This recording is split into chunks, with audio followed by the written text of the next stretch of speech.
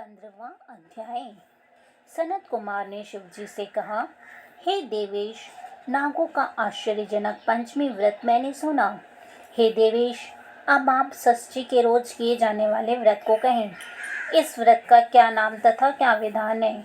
शिवजी ने सनत कुमार से कहा, हे विपेंद्र, श्रावण मास शुक्ल पक्ष की षष्ठी तिथि को महामृत्यु विनाशक उत्तम सुपोदन नाम का व्रत करें। शिवालय में या घर पर प्रयत्न पूर्वक शिव का अर्चन कर सविधि दाल आटे भात का नैवेद्य नमक सहित आम का साग रखें। ब्राह्मणों को नैवेद्य पदार्थों का वायन दें। जो विधि से इस व्रत को करता है उसे अनंत पुण्य हो जाता है। इस संबंध में एक प्राचीन कथा कहते हैं। रोहित नाम का एक राजा बहुत समय तक अपुत्र वाला था। उसने पुत्रार्थ अत्यंत कठिन तप किया। तप के प्रभाव से प्रकट हो ब्रह्मा जी ने उससे कहा, हे राजन, तेरे भाग्य में पुत्र है ही नहीं। फिर भी वह पुत्र की प्राप्ति के लिए कठिन तपस्या करता ही रहा। संकट में होकर ब्रह्मा जी फिर से प्रकट हुए और बोले, हे राजन, तुम्हें मेरा दिया हुआ जो पुत्र होगा वह अल्पायु होगा। इस प्रश्न पर राजा और रानी ने यह निश्चय किया कि पुत्र प्राप्ति से वंध्यापन तो हट जाएगा, लोक में अपुत्र होने की निंदा तो मिट जाएगी। यही बहुत है। ब्रह्मा के वरदान से शोक और हर्ष से युक्त पुत्र हुआ। राजा ने जातकर्म आदि संस्कार यथावधि किए। दक्षिणा नाम वाली रानी तथा राजा रोहित ने स्नेहवश उसका शिवदत्त यह नाम रखा। मन में डरते हुए भूमिपाल ने उस लड़के का उपनयन संस्कार किया। मृत्यु के भय से उसका विवाह नहीं किया। जब वह 16 साल का हुआ तो उसकी मृत्यु हो गई। उस ब्रह्मचारी के मरण की याद से राजा महती चिंता में हो गया, क्योंकि जिस वंश में ब्रह्मचारी का मरण होता है उस वंश का क्षय हो जाता है तथा उसकी दुर्गति हो जाती है। सनत कुमार जी ने शिवजी से कहा, देवादेव जगन्नाथ, क्या इसका कोई उपाय नहीं है? यदि कोई उपाय हो तो मुझसे कहें, जिसे करने से दोष की शांति हो। ईश्वर ने सनत कुमार से कहा, हे सनत कुमार, यदि स्नातक या ब्रह्मचारी आदि हो तो अर्क विधि से विवाह संयोग कर पेड़ तथा ब्रह्मचारी को मिलाकर देश काल गोत्र नाम को कहें। यह कहें कि मैं मरे ब्रह्मचारी की शांति के लिए वैसर्गिक व्रत करता हूँ। देशकाल को याद करके कहें, मैं अर्क विवाह करूँगा। सोने के अभ्युदय कर पीपल शाखा तथा सबको हल्दी और तेल के द्वारा लेप कर पीले सूत से वेष्टित करें। 2 पीले कपड़े द्वारा आच्छादित करें।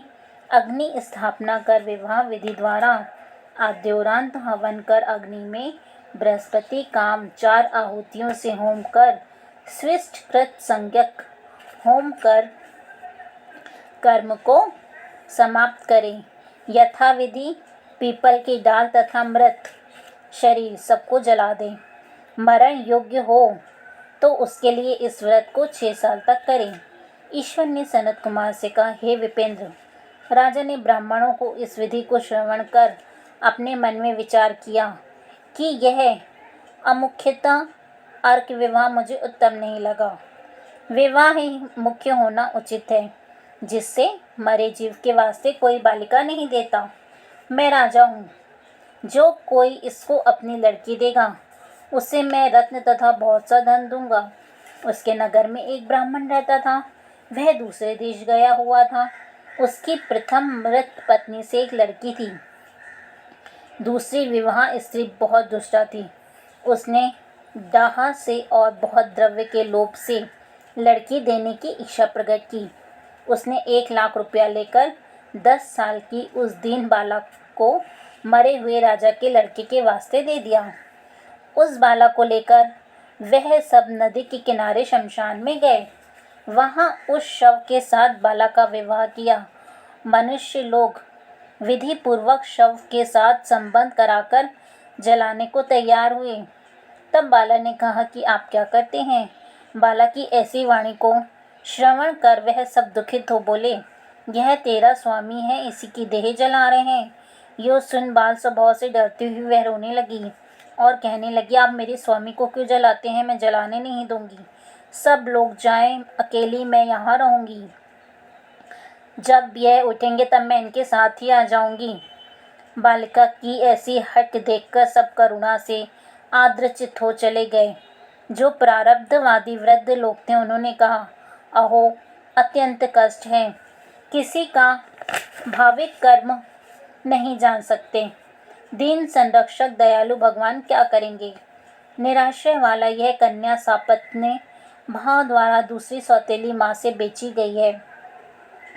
अतः कदाचित देव रक्षक हो, तभी इस बालिका को तथा इस मरे हुए राजकुमार को हमें जलाना नहीं चाहिए। यदि आप सबको हमारी बात अच्छी लगती हो तो हम सब यहाँ से घर चलें। ऐसा विचार कर सब अपने अपने घर लौट गए। वह भय विह्वल होकर अकेली बालिका शिव और पार्वती को याद करती हुई, बाल स्वभाव से न जानती हुई कि यह क्या है, यूं कह विह्वल हुई उसकी याद मात्र से करुणा परिपूर्ण सर्वज्ञ पार्वती और शंकर जी जल्दी से वहां पर आए। तेज पुंज वृषभ पर सवार हुए शंकर पार्वती को देखकर उसने प्रणाम किया, पर ये देवता हैं, ऐसा उसको ज्ञान तथा उसके आ जाने से उसको बहुत आश्वासन हुआ तथा उनसे बोली, क्या मेरे स्वामी उठेंगे या नहीं? उसके बाल स्वभाव तथा दया से आद्रोह शंकर पार्वती जी ने कहा, हे बाले, तेरी माता ने सुपोधन नाम का व्रत किया था। तिल तथा जल लेकर उसके फल को संकल्प कर अपने स्वामी को दे दे तथा मरे हुए पति से कह दे कि जो मेरी माँ ने सुपोधन नामक व्रत किया था उसके प्रभाव से मेरा पति उठ जाए। उसने शंकर और पार्वती के कथनानुसार किया। सुपोधन नामक व्रत के प्रभाव से शिवदत्त उठ गया। शंकर और पार्वती उस बालक को व्रतोपदेश देकर अंतर्निहित हो गए। श्री शंकर के जाने पर शिवदत्त ने उस कन्या से पूछा, तुम कौन हो? मैं कैसे यहाँ पर आया? कन्या ने शिवदत्त से सारी कथा कह दी और इस प्रकार रात भी व्यतीत हो गई। सुबह हो जाने पर नदी के किनारे आए हुए प्राणियों ने राजे से सारी कथा कही। हे राजन, आपके पुत्र और पुत्रवधू नदी के किनारे हैं।